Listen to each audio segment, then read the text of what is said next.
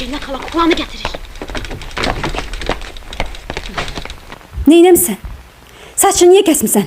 Abalam kızı oxşayır, indi oğlanı oxşayır. Çox sağ ol da. Tut görüm. Çamadanlarım hanı? Yaxşısı bu da öz xoşunla ver. Yoxsa lap boğaza yığmısan məni.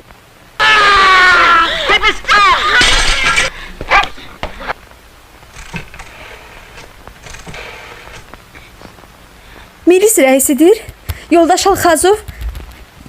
Sizinlə danışan Seyid Afət Seyid Bəyevadır. Hə, çamadanlarım oğurlanıb. Yox, evimizdə heç kəs olmayıb. Qaynanamdan başqa. Necə? İt göndərirsiniz? Lap yaxşı. Göndərin iti, evdə gözləyirəm. Ana, bu əziz gündə mənim öyümə it getirdin, məni iynətdirəcəksən. Gətirdəcəyim. İt də gələcək, canavar da.